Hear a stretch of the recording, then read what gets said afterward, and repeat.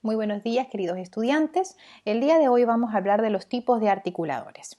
Para comenzar, vamos a recordar algunos conceptos vistos el primer semestre y que son importantes para entender el funcionamiento de los articuladores. Sabemos que entre los determinantes de las relaciones maxilomandibulares es posible distinguir los determinantes anatómicos y el determinante fisiológico. El determinante fisiológico lo constituye lo que es la neuromusculatura y este no va a estar representado en el articulador, ya que en él nosotros no tenemos tejidos blandos como los músculos. Los determinantes anatómicos están representados por ambas articulaciones temporomandibulares, que les vamos a denominar los determinantes posteriores, así como también la oclusión dentaria, que sería el determinante anterior. Los articuladores son simuladores de estos dos determinantes, tanto del posterior como del anterior.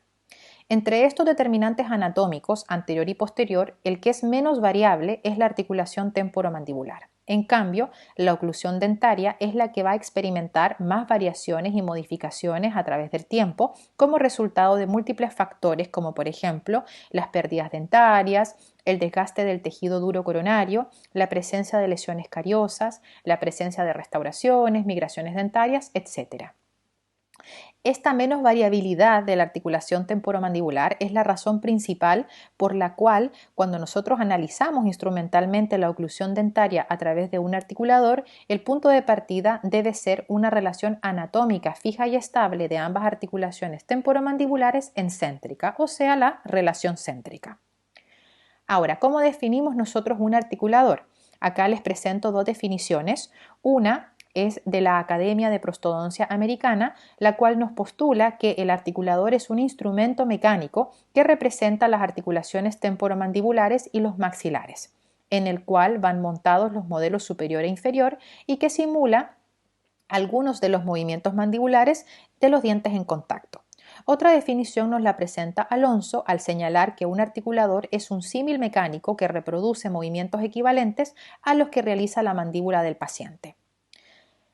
Mans nos presenta otra definición, la cual podemos desglosar de la siguiente manera.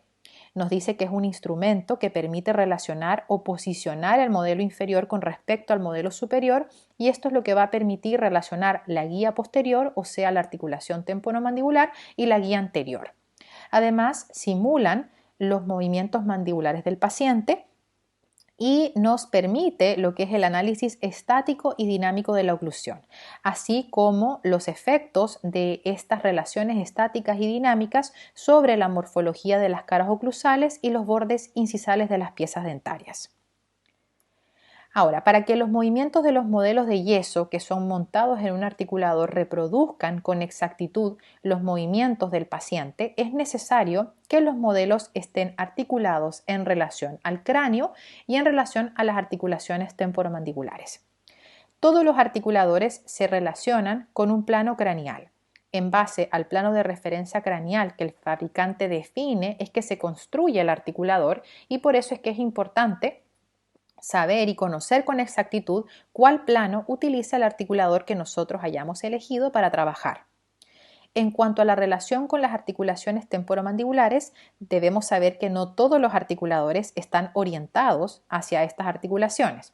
Esto también nosotros debemos de conocerlo, ya que las limitaciones que esto produce en el articulador, principalmente en cuanto a la reproducción de los movimientos dentarios contactantes, debe tomarse en cuenta para que nosotros no cometamos errores. Entonces, podemos decir que el articulador es un aparato que nos permite relacionar la posición de los maxilares a la base anterior del cráneo.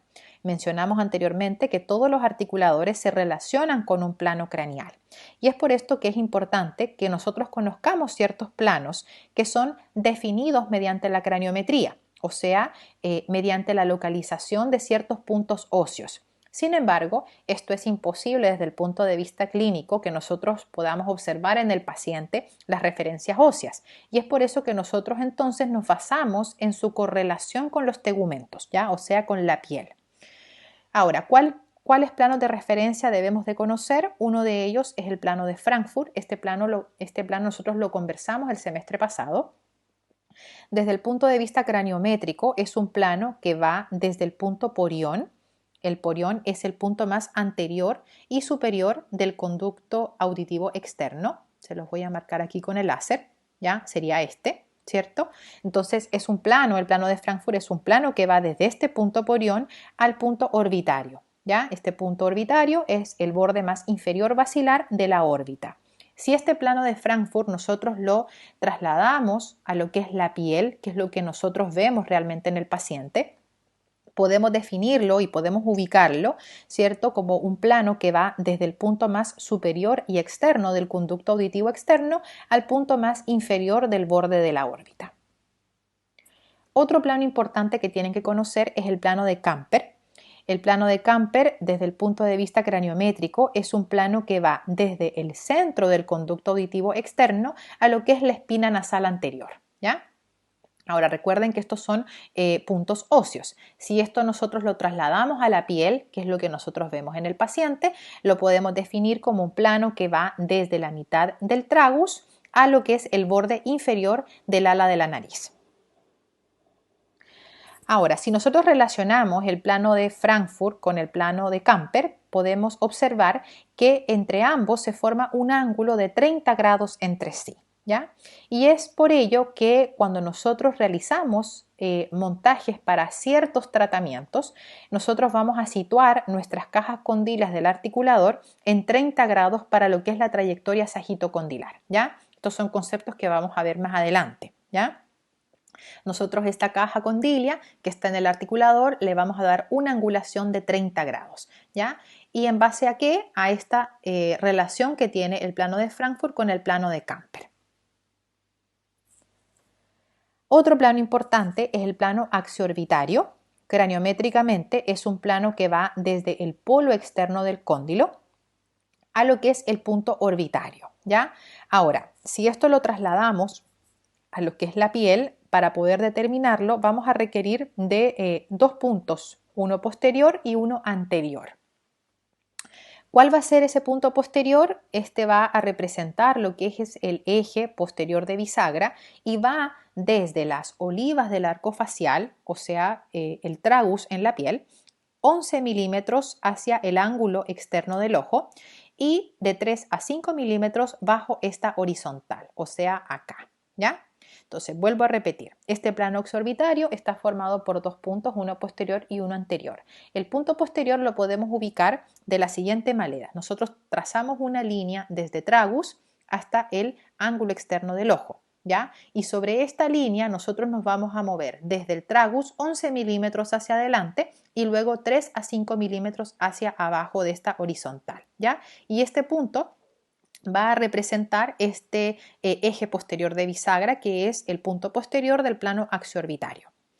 Otra forma de determinar este punto posterior es seguir el plano de Camper, que sabemos que va desde tragus hacia el ala de la nariz y desde el tragus nos movemos 11 milímetros hacia adelante, ¿ya? En este mismo plano. Estas son dos formas de ubicar este punto posterior del plano axiorbitario.